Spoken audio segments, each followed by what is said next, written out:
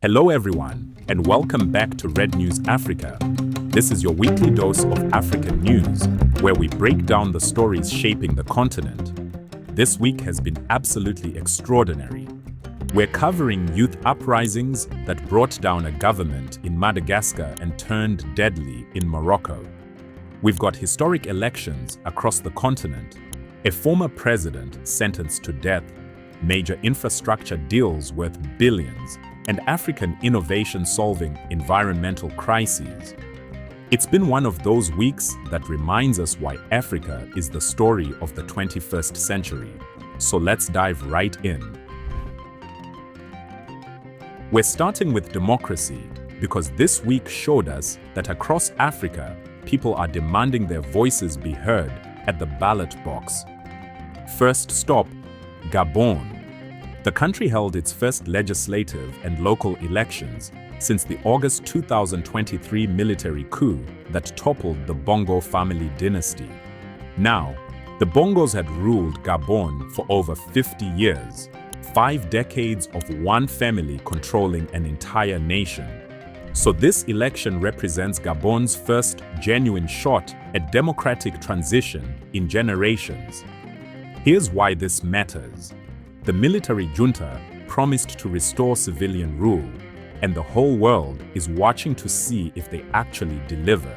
If they do, this could become a model for other post-coup transitions happening across West and Central Africa.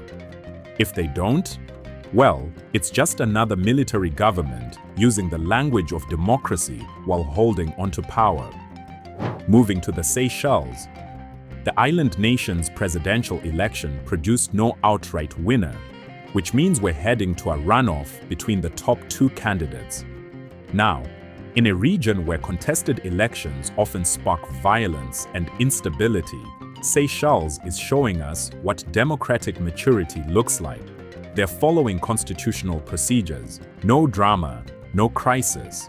This small island nation continues to punch way above its weight as a model of peaceful democratic transitions. Over in Guinea, the military junta just announced that presidential elections will happen on December 28, 2025. Mark that date on your calendar, because this is a huge test for West African democracy. Guinea's been under military rule since the 2021 coup, and ECOWAS has been putting serious pressure on the junta to return power to civilians. And finally, Cameroon. Campaign season has officially kicked off ahead of presidential elections. Cameroon is at a critical juncture right now. You've got ongoing Anglophone separatist tensions, you've got calls for political reform, and you've got a president, Paul Biya, who's been in power since 1982. 1982. This election could provide a path toward reconciliation and renewal, or it could deepen the divisions tearing the country apart. Either way, it's one to watch.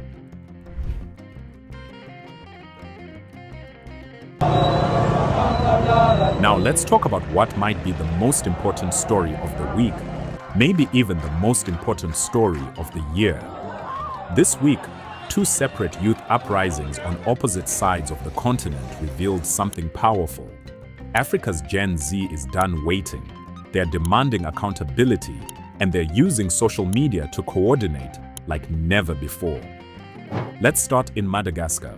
For 5 consecutive days, young protesters flooded the streets of Antananarivo, the capital.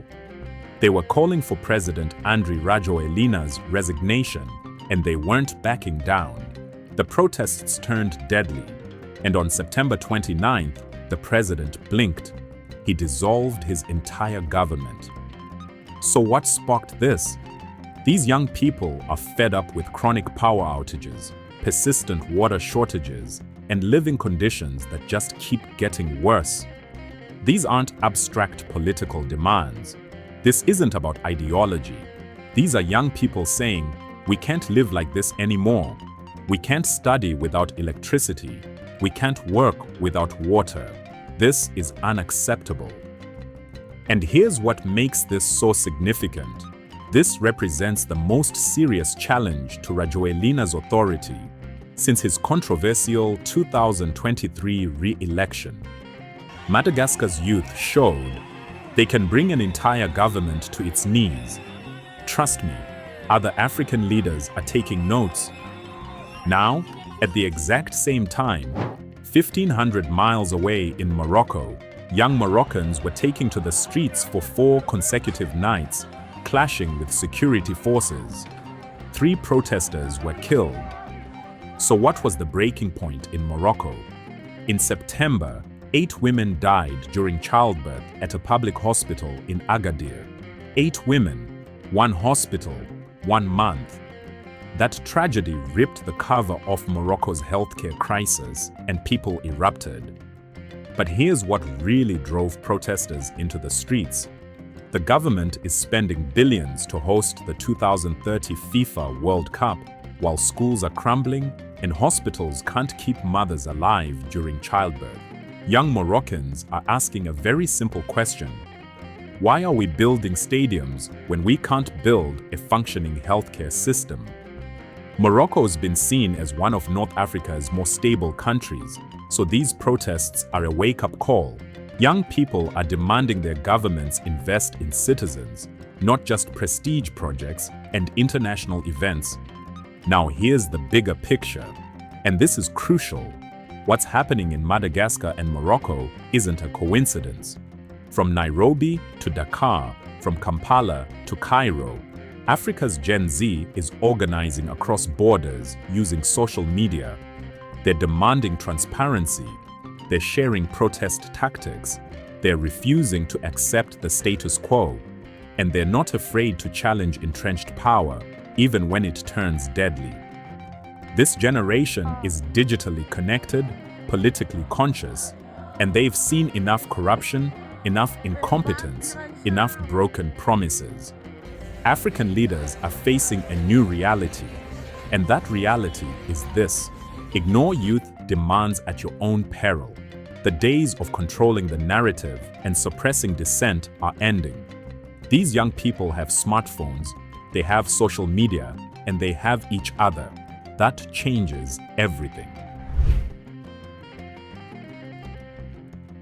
All right, let's talk about one of the most stunning political developments we've seen in years. The Democratic Republic of Congo. A military court just sentenced former President Joseph Kabila to death for treason. Let that sink in for a moment. A former president, death sentence for treason. This is unprecedented in modern African politics. Kabila ruled the DRC from 2001 to 2019, and he's still one of the most powerful political figures in the country. He's got money, he's got connections, he's got loyalists throughout the military and government. Now, will this sentence actually be carried out? The DRC has had a de facto moratorium on executions for years, but that's not really the point. The point is that current President Felix Tshisekedi is sending a very clear message. The Kabila era is over, and I'm in charge now. This could go one of 2 ways. Either it escalates political tensions in an already volatile nation, and we see Kabila's loyalists pushing back, or it's a symbolic move in a complex power struggle, and nothing really changes. Either way, this is a massive story, and we're going to be watching very closely to see what happens next. Now let's shift gears and talk money, because this week showed us that Africa is making serious moves on economic development and infrastructure. Botswana just launched a new citizenship program designed to attract foreign investment. Now, Botswana's been one of Africa's success stories for decades. Stable government, good governance, strong economy. But here's the thing, they're heavily dependent on diamonds. And as global diamond demand fluctuates and synthetic diamonds gain market share, Botswana's getting smart about diversification. This citizenship program is designed to bring in capital, bring in talent, bring in new industries. It's a blueprint that other resource-dependent African nations should be studying closely. Because relying on one commodity, no matter how valuable, is always risky. Next up, the Africa Finance Corporation just raised $1.5 billion through a syndicated loan. $1.5 billion. This Pan-African development finance institution is proving that Africa can mobilize serious capital for its own infrastructure development. That money is going to fund critical projects across transportation, energy, and telecommunications. And those aren't just nice-to-haves. Those are the backbone of economic integration. You can't have continental free trade. You can't have regional supply chains without the roads and rails and fiber optic cables to make it all work. Now here's where things get really interesting. China just signed a deal with Zambia and Tanzania for a $1.4 billion upgrade to the TAZARA railway line. For those who don't know, the TAZARA railway was originally built by China back in the 1970s. It's a critical trade corridor connecting landlocked Zambia to Tanzania's Indian Ocean ports. This upgrade is going to boost regional trade, slash transportation costs, and strengthen China's Belt and Road Initiative footprint in Africa. And this is part of a larger pattern we need to pay attention to. China is becoming Africa's infrastructure partner of choice. Now that comes with opportunities, real, tangible opportunities for development. But it also comes with geopolitical implications that African governments need to think very carefully about. And speaking of China, Nigeria's Civil Aviation Authority just signaled that it's reviewing certification for China's Comac C919 passenger jet for domestic airlines. This could be a complete game changer for African aviation. Think about it. For decades, African airlines have been locked into the Boeing-Airbus duopoly. Two companies, total control of the market, which means they can charge whatever they want. And African carriers are stuck paying premium prices for aircraft and maintenance. But if Nigeria certifies the C919, and Nigeria is Africa's most populous country and largest aviation market, it opens the door for Chinese aircraft across the entire continent. African carriers would have more options, potentially lower costs, and more negotiating leverage. But it also means further expansion of China's technological influence in Africa. Whether that's good or bad depends on who you ask, but it's definitely significant. Let's talk about security, because this week brought both concerning challenges and promising developments. First, ECOWAS, the Economic Community of West African States, just pledged $2.5 billion to establish a regional security force. $2.5 billion. The Sahel and West Africa are facing an escalating terrorism crisis. Jihadist groups are expanding, violence is increasing, and stability is deteriorating. After France withdrew its military forces and relationships with Western partners became strained, ECOWAS decided it's time for West African nations to take ownership of their own security challenges. That $2.5 billion commitment shows they're serious. But here's the big question: can they actually execute? Regional forces have struggled in the past with coordination, with funding, with political will. We've seen promises before that didn't materialize. So the world is watching to see if ECOWAS can turn this commitment into real security improvements on the ground. Now, some potentially very good news from Central Africa. Significant progress is being reported in peace negotiations between the Democratic Republic of Congo and Rwanda. This conflict has been going on for decades. It's primarily about armed groups operating in eastern DRC, some allegedly backed by Rwanda. The violence has created one of the world's worst humanitarian crises. Millions of people displaced, thousands killed, entire communities destroyed. But here's why peace in this region matters so much. Eastern DRC sits on some of the world's richest mineral deposits: cobalt, copper, coltan. These are essential for smartphones, electric vehicles, and renewable energy technology. You literally can't build the green energy future without minerals from the DRC.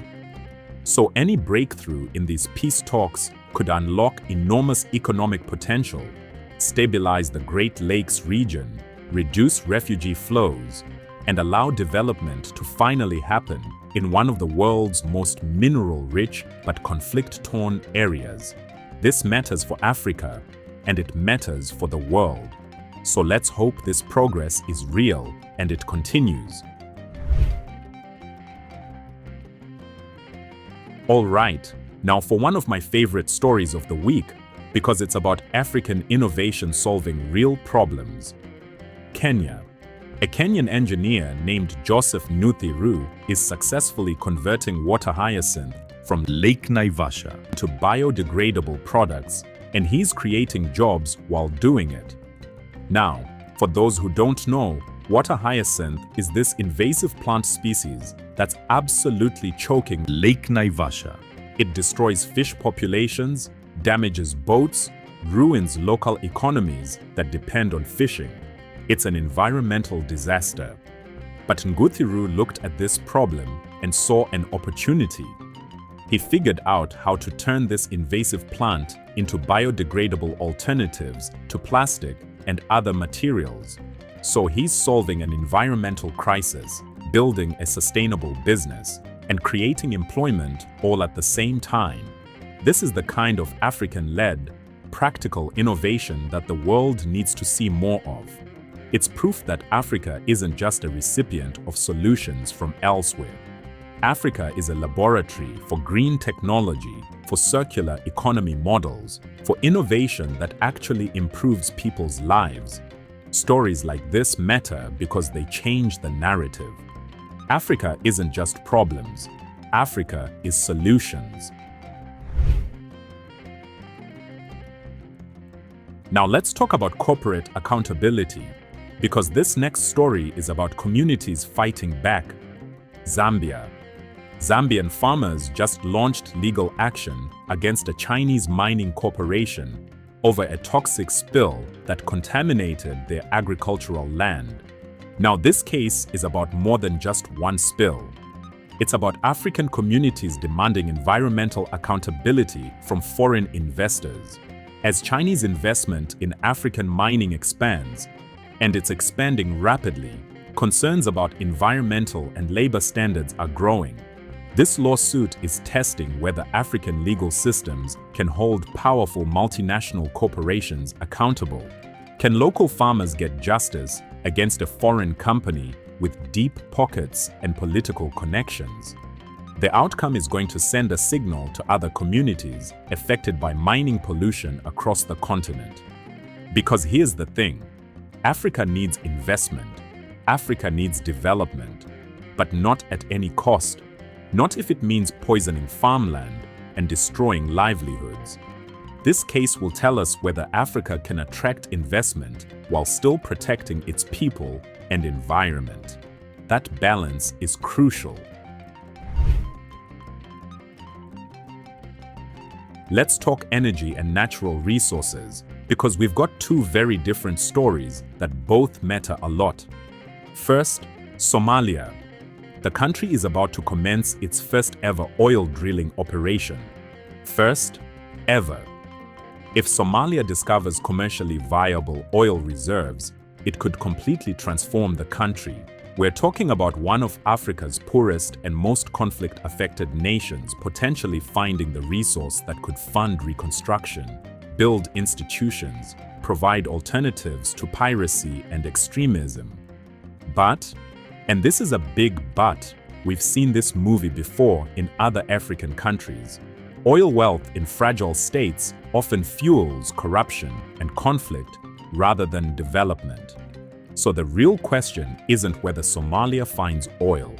The question is, if they find it, can they manage that revenue transparently and use it for development rather than letting it become a curse?